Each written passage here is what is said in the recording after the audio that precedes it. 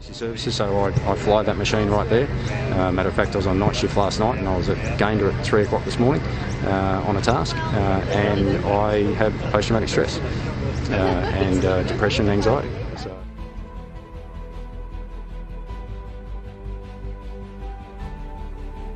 We really struggled to find a place where we could actually fit with our blades being clear of the rocks. And so as I sat in the cockpit, dangling over a couple of thousand feet of nothing, backing the helicopter up, just getting the aft wheels, just sitting on the very crest of the ridge,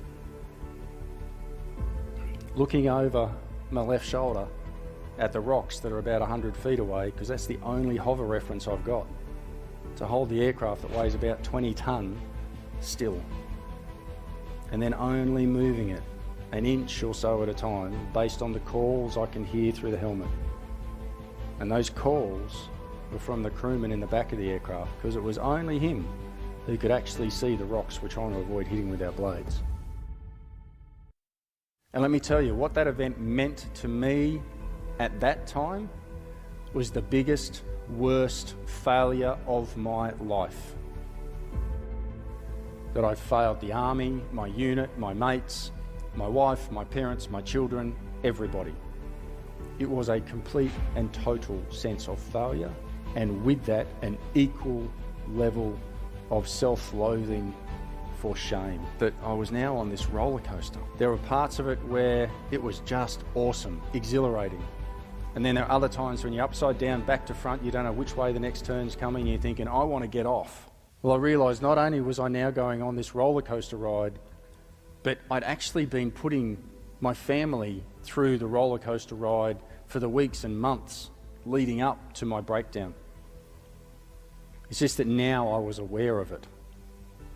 There were still times during my recovery period when I abused alcohol, still times when I contemplated ending my life. The stories we tell ourselves are the most powerful, most potent weapons we encounter on a daily basis. They'll either motivate and propel you forward, or cripple you before you even start. And although at times it's easy to forget, you are the only one who controls the stories you tell yourself. Typical rescue scene, right? Highly qualified people doing what they do to go and get people out of harm's way.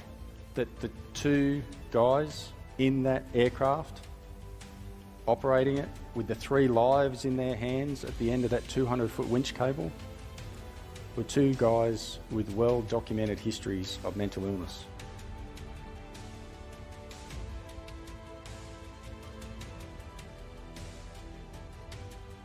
Who are you going to inspire to do something incredible?